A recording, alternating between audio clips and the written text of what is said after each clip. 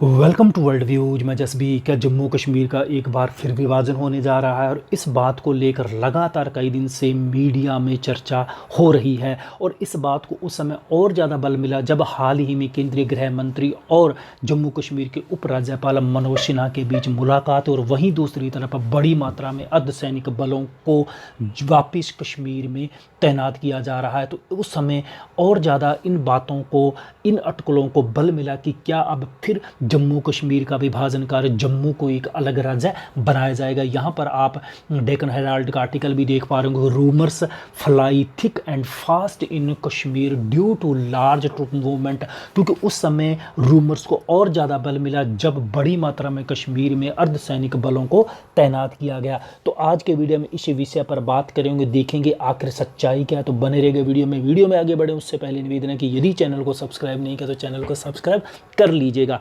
अब हम बात कर लेते हैं, इसके पीछे हमें थोड़ा सा और पीछे जाना पड़ेगा वर्ष 2019 के लोकसभा चुनावों में। क्योंकि उस समय वर्तमान जो भाजपा सरकार, इन्होंने अपने चुनावी घोषणा पत्र में ये वायदा किया था कि कश्मीरी पंडितों को वापस कश्मीर के अंदर बसाया जाएगा।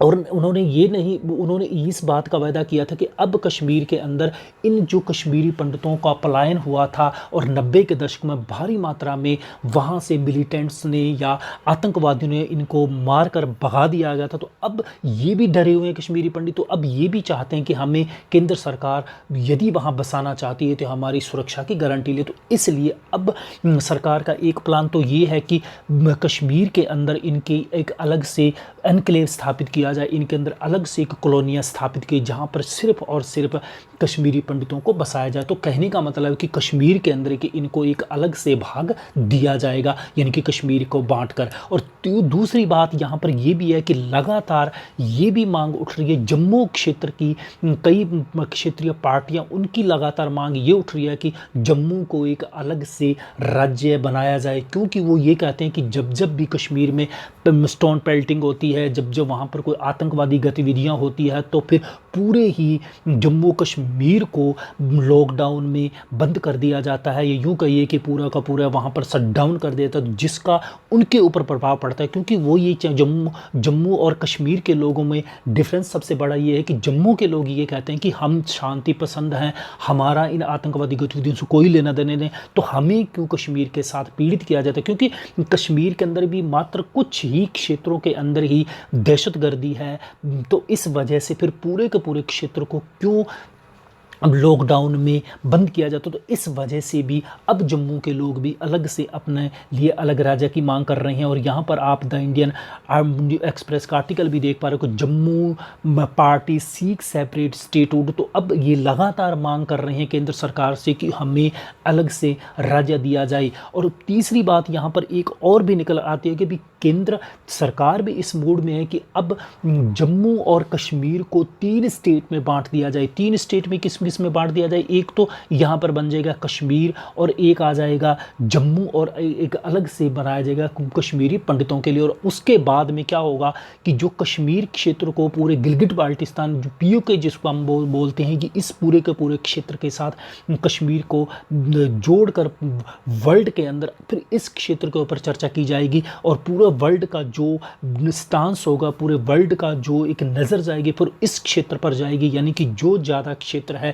पाकिस्तान के अंदर जाएगा तो उसको लेकर ही फिर पूरा भारत वर्ल्ड के अंदर आगे बात रखेगा, पीओके के ऊपर बात हो। तो ये सरकार का भी बड़ा सोचा समझा प्लान है। तो इस बंटवारे को लेकर, इस विभाजन को लेकर वहाँ की जम्मू कश्मीर की क्षेत्रीय पार्टियां हैं जिन्होंने आपस में मिलकर एक गुपकर अलायंस बना हुआ है, जिसके अंदर महबूबा मुफ्ती और अब केंद्रीय क्षेत्र राजनीति में जिन्होंने प्रमुख भूमिका नहीं, हम बात करें फारूक अब्दुल्ला, तो उनकी जो नेशनल कॉन्फ्रेंस है इनके और उनको ही वहाँ की क्षेत्रीय पार्टियों ने मिलकर एक गुपकर अलायंस बनाया हुआ है। तो उन्होंने अब रात अचानक इस बात को जब ये देखा कि अब क्या केंद्र सरकार फिर से जम्मू कश्मीर का विभाजन करने जा रही है, तो उन्होंने ही आनन फानन में मुफ्ती महबूबा के घर में जाकर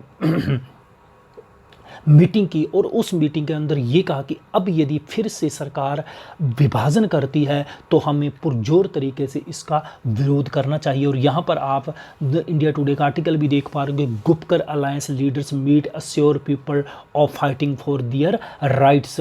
और इसको न केवल हमारे यहाँ ही आंतरिक क्षेत्र में ही चर्चा बन रही है, लेकिन इसके ऊपर पाकिस्तान ने भी तीव्र प्रतिक्रिया व्यक्त की, क्योंकि पाकिस्तान पूरी तरह से दबाव में है। पाकिस्तान जब जम्मू कश्मीर का अंदर धारा 370 को ख़त्म किया था तब कुछ नहीं कर पाया, तो अब वो भड़का हुआ है और पूरी तरह से दबाव में भी है कि भारत सरकार कोई और बड़ा स्टेप नहीं ले ले। तो इसलिए वो बार बार वो ये कहते हैं कि अंतर्राष्ट्रीय कानूनों का भारत सरकार उल्लंघन नहीं करे और अंतर्राष्ट्रीय कानूनों के अनुसार ही जम्मू कश्मीर में वापस धारा 370 और धारा 35A को डिप्लॉय किया जाए। तो ये था हमारा आज का वीडियो। आने वाले समय में केंद्र सरकार क्या प्लान लेती है। हालांकि सरकार ने ये कहा है कि न तो हम धारा 370 को वापस करने जा रहे हैं और न ही हम अब वापस जम्मू कश्मीर का कोई विभाजन करने जा रहे हैं, लेकिन ये केंद्र सरकार का अवश्य बड़ा प्लान है और इस अपने कार्यकाल के जाते जाते अवश्य जम्मू कश्मीर का विभाजन